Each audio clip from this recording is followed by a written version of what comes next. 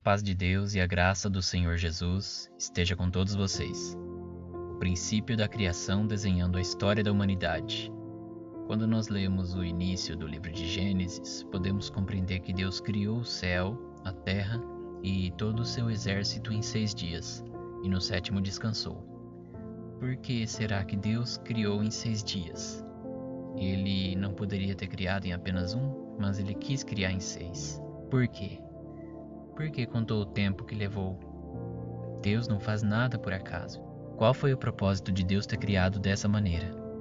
E qual será o propósito que Deus quis revelar através da criação? Enxergamos sendo dito no princípio coisas que haveriam de ocorrer no futuro. Como diz o profeta Isaías no capítulo 46, verso 10, Deus anuncia o fim desde o princípio e as coisas que ainda não sucederam. Este aqui é o desenho que irá nos direcionar no ciclo dos dias da criação em paralelo com a história. O ciclo está subdividido em 7 partes e o curso dele é como se fosse um relógio. Ele começa da parte superior e caminha no sentido horário, só que termina aqui no meio. Aqui é o primeiro dia. Deus fez separação entre a luz e as trevas. E ao segundo dia, separação entre águas e águas. Ao terceiro dia produziu da terra ervas, sementes e árvores frutíferas. Ao quarto dia disse, haja luminares no céu. No 5º dia produziu da água os animais aquáticos e também as aves. No 6º dia produziu a terra animais terrestres e também o homem.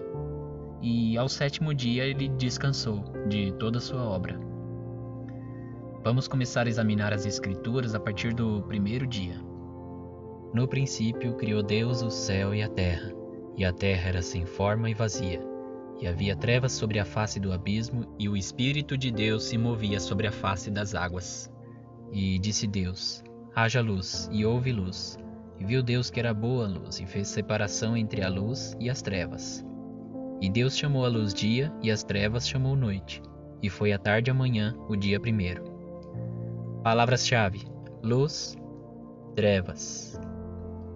Isso foi o que Deus fez no 1º dia, com o propósito de fazer separação entre luz e trevas. Se o princípio nos revela a história da humanidade, a qual fato histórico estas palavras nos remeteria? Veja que as palavras no princípio e também separação nos levaria facilmente ao que ocorreu ao primeiro homem. Por quê? Vamos ver. E tomou o Senhor Deus, o homem, este é Adão, e o pôs no jardim do Éden para lavrar e o guardar. Ordenou o Senhor Deus ao homem, dizendo, de toda a árvore do jardim comerás livremente, mas da árvore do conhecimento do bem e do mal, dela não comerás, porque no dia que dela comeres, certamente morrerás. Primeiro que o homem foi posto no lugar, aonde? No jardim do Éden. E foi dada uma ordem, dela não comerás. Dela o quê? Da árvore do bem e do mal. E por quê? Porque certamente morrerás. Então veja que Deus está colocando o homem à prova para que manifeste o que há em seu coração. Se o homem obedecer a Deus, tudo lhe irá bem, mas se desobedecê-lo, haverá uma punição pelo seu ato. Adão realmente morreu no mesmo dia que comeu? Ele morreu com 930 anos. Mas eu vou mostrar para você que ele realmente morreu no mesmo dia. Continuando. E viu a mulher que aquela árvore era boa para se comer, e agradável aos olhos, árvore desejável para dar entendimento. Tá vendo aqui a tentação? Tomou do seu fruto e comeu, e deu também a seu marido, e ele comeu com ela. Então foram abertos os olhos de ambos e conheceram que estavam nus, e coseram folhas de figueira e fizeram para si aventais. Percebe que aqui foi alterado algo do seu estado original conforme era a vontade de Deus. Por quê? Porque quando você lê que então foram abertos os olhos de ambos e conheceram que estavam nus, você entende que Deus fez o homem e a mulher para não conhecer o bem e o mal. Deus queria que eles confiassem na sua palavra, para que quando surgisse o mal, fossem pela palavra de Deus guardados. Mas não foi isso que aconteceu. No capítulo 3, vemos que a serpente usou da sua astúcia para tentar a mulher pelo ouvir, e pelo olhar ela transgrediu. Em seguida vem a punição. E fez o Senhor Deus a Adão e a sua mulher túnicas de pele e os vestiu. Então disse o Senhor Deus: Eis que o homem é como um de nós, sabendo o bem e o mal. Ora, para que não estenda sua mão e tome também da árvore da vida e coma e viva eternamente. Olha, irmão, percebe aqui? O homem tinha o direito da vida eterna. Então o Senhor Deus, pois, o lançou fora do jardim, para lavrar a terra de que fora tomado. E esta foi a consequência da desobediência. Quem é a luz? Quem é que tem a vida eterna? Percebe como a árvore da vida está caracterizada no Senhor Jesus? Portanto, não há comunhão entre vida eterna e pecado. Desde o princípio, vemos Deus fazendo separação entre o bem e o mal. Ele dá ordem aos homens, uns deles obedecem, outros não. Assim como foi com Caim e Abel, com Noé e o povo, Isaac, Ismael e etc. E por causa da desobediência, existem as consequências. Que conclusão tiramos com tudo isso, irmãos? O que representa luz e trevas? E por que Deus faz separação entre elas? A árvore da vida tem em si a vida eterna e está representada na luz. O homem pecador, que é lançado fora do jardim, está representado nas trevas. E fez Deus separação entre a vida da morte. E qual a finalidade de fazer essa separação? Mostrar ao homem que sem a vida ele sempre estará em trevas. Entendemos então que provar os corações já é algo que Deus faz desde o princípio, para que manifeste em nós a obediência pela palavra. A respeito da morte de Adão no dia que comeu o fruto, eu vou responder mais adiante. Vamos agora examinar o segundo dia nas Escrituras. E disse Deus: haja uma expansão no meio das águas, e haja separação entre águas e águas. E fez Deus a expansão. Olha a expansão aqui. E fez Deus separação entre águas que estavam debaixo da expansão e as águas que estavam sobre a expansão. E assim foi. E chamou Deus a expansão céus, e foi a tarde e a manhã o dia segundo. As palavras-chave aqui são águas e expansão. A qual fato histórico isso nos remete? O dilúvio, certo? Mas por quê? Vamos ler os versos e entender qual é a conexão dos textos. E viu o Senhor que a maldade do homem se multiplicara sobre a terra e que toda a imaginação dos pensamentos do seu coração era só má continuamente. Então arrependeu-se o Senhor de haver feito o homem sobre a terra, e pesou-lhe em seu coração. A maldade se multiplicando de tal forma que foi capaz de provocar arrependimento no coração de Deus, era evidência de que Deus haveria de fazer alguma coisa a respeito. Havia um homem justo entre o povo nessa época, Noé, e Deus quis separá-lo para dar continuidade em sua obra. A diferença aqui é que toda a terra estava corrompida, portanto, a separação que Deus haveria de fazer aqui entre o bem e o mal era algo cataclísmico. Deus já tinha previsto tudo isso. Foi o que ele anunciou na sua criação. Ele não anuncia o fim desde o princípio? Vamos conferir os textos. Porque eis que trago um dilúvio de água sobre a terra, para desfazer toda a carne em que há espírito de vida debaixo dos céus. Tudo o que há na terra expirará. Mas contigo, Noé, estabelecerei a minha aliança, e entrarás na arca tu e os teus filhos, tua mulher e as mulheres de teus filhos contigo. E de tudo que vive e de toda a carne, 2 de cada espécie, fará entrar na arca, para os conservar vivos contigo, macho e fêmea serão. Quando Deus disse, trago um dilúvio de água sobre a terra, isso nos remete ao que foi dito no segundo dia da criação, porque lá Deus fez uma divisão entre águas e águas. E ele nos fez ciente da existência de águas acima da expansão. Veja o que está escrito a seguir. No ano 600 da vida de Noé, no mês segundo, aos 17 dias do mês, naquele mesmo dia se romperam todas as fontes do grande abismo. E as janelas do céu se abriram, e houve chuva na terra 40 dias e 40 noites. As expressões fontes do grande abismo e janela dos céus não é para ser ignorado, pois é justamente com isso que Deus nos faz lembrar da criação e fazer as conexões dos textos. Em Gênesis diz que o Espírito de Deus se movia sobre a face das águas, e isso ainda quando a terra nem tinha forma e era vazia. O abismo já estava lá, cheio das águas. O apóstolo Pedro menciona sobre isso em sua carta. As águas que Deus separou sobre a expansão chamada céus foram despejadas através de uma janela, ou podemos até chamar de uma fenda, né? Uma fenda que foi aberta no céu por Deus no dilúvio. Entende qual é a ligação que o dilúvio tem com o segundo dia da criação quando fala a respeito de águas acima da expansão? Conclusão: se águas de cima foram derramadas para desfazer toda a vida na terra por causa da maldade, então essas águas estavam sendo representadas no juízo de Deus, e as águas de baixo estavam sendo representadas pelas nações que habitavam na terra. E a expansão era a divisão entre o juízo de Deus sobre as nações da terra. Mas Noé é poupado do juízo, porque estava dentro da arca, porque creu na palavra de Deus. Vamos agora então examinar o terceiro dia. E disse Deus: ajuntem-se as águas debaixo dos céus num lugar e apareça a porção seca. E assim foi.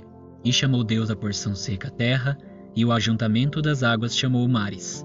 E viu Deus que era bom, e disse Deus: produza a terra erva verde, erva que dê semente, árvore frutífera que dê fruto, segundo a sua espécie, e presta atenção nesse termo, cuja semente está nela sobre a terra. E assim foi. E a terra produziu erva, erva dando semente conforme a sua espécie, e árvore frutífera cuja semente está nela conforme a sua espécie. E viu Deus que era bom, e foi a tarde e a manhã, o dia terceiro. Qual é a associação que podemos fazer nas palavras-chave semente e frutífero? Observe primeiramente que Deus chamou a porção seca terra e o ajuntamento das águas chamou mares. O que a palavra de Deus nos remete com esses termos terra e mares, se tratando de profecias? Geralmente se tratava da terra prometida e mares, como eu falei antes, se tratando de nações da terra. Levando isso em consideração e meditando nas palavras frutifica, multiplica, em tua semente, podemos chegar à conclusão de que o terceiro dia da criação fazia uma grande referência às promessas de Abraão.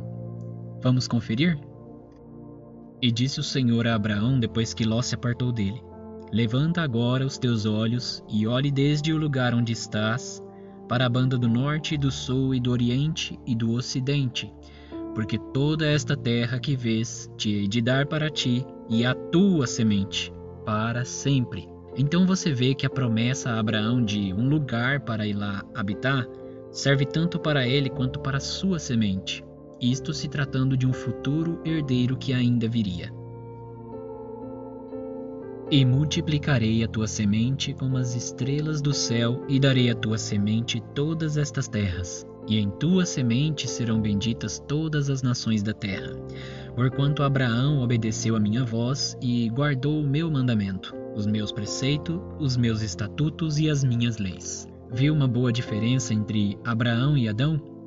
Deus confirmou agora com Isaque, o filho de Abraão, aquela promessa de multiplicar a descendência de seu pai.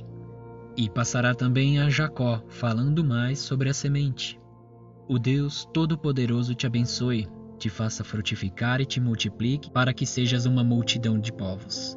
E te dê a benção de Abraão, a ti e a tua semente contigo, para que em herança possuas a terra de suas peregrinações, que Deus deu a Abraão. A promessa que passou a Isaque, filho de Abraão, passou agora para Jacó, filho de Isaque, trazendo mais bênçãos relacionadas a frutifica e multiplica. E mais uma vez lembrando da semente de Abraão, herdeira das promessas, que estavam também em Jacó. Veja a benção que Jacó passou a José, o seu filho. E Jacó disse a José: o Deus Todo-Poderoso me apareceu em luz na terra de Canaã, e me abençoou e me disse: eis que te farei frutificar e multiplicar, e te porei por multidão de povos. E darei a esta terra tua semente depois de ti em possessão perpétua.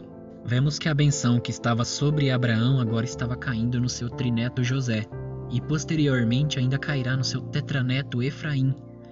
E olha que interessante, o significado de Efraim, filho de José, é frutífero, totalmente relacionado com a promessa. Veja como Jacó abençoou Efraim, filho de José, com a primogenitura e também o seu irmão mais velho. O anjo que me livrou de todo mal, abençoe estes rapazes, e seja chamado neles o meu nome e o nome de meus pais, Abraão e Isaque, e multipliquem-se como peixes em multidão no meio da terra. Este termo peixes em multidão é uma grande revelação. E ainda, o seu irmão menor, que é Efraim, será maior que ele, e a sua semente será uma multidão de nações. Veja que interessante, nações, no plural. Começa um mistério. É que Efraim está relacionado às igrejas, sabia? Este será um assunto para um próximo vídeo. Qual é a conclusão? Deus produziu um povo para ele a partir de Abraão, que está representado na produção de árvores frutíferas. E por que associar o povo de Deus às árvores frutíferas? Por causa da promessa feita a Abraão, que está relacionada a frutifica e multiplica. Referência direta com a produção de vegetação ao terceiro dia da criação. Carregando em si a semente. O que é a semente, irmão? Palavra de Deus, né? Para quê? Para dela nascer o descendente que é o herdeiro de tudo. Jesus é a descendência de Abraão. Na primeira etapa do ciclo, a parte direita da tela, que estão os 3 primeiros dias da criação, já podemos enxergar uma informação relevante da parte de Deus. Os 3 dias estão relacionados à árvore. No primeiro dia, Deus fez separação entre luz e trevas, que nos revelou que o homem perdeu o direito da árvore da vida. Se Adão e nenhum de seus descendentes poderiam lavrar o jardim do Éden, porque estavam em trevas, perdeu-se a função principal da árvore da vida sobre o homem. Então, no dia segundo, a arca de Noé simbolizava uma árvore cortada para dar salvação à vida do homem sob o juízo de Deus. E ao terceiro dia, vemos que Deus plantou uma semente com a promessa feita a Abraão, como se estivesse recomeçando o cultivo da árvore da vida. Não é à toa que Deus promete vida eterna, mas esta semente precisa de alguns elementos fundamentais para poder brotar, crescer e frutificar. E são eles o sol, a água e a terra, para que depois Deus possa descansar de toda a sua obra. E este é o mistério da árvore da vida. No próximo vídeo vamos examinar as revelações de Deus a respeito dos luminares, dos animais aquáticos, dos animais terrestres e do homem. Agradeço aos irmãos que puderam acompanhar até aqui. Deus vos abençoe em nome do Senhor Jesus. Que a paz de Deus e a graça do seu Filho permaneçam em nossos corações para sempre.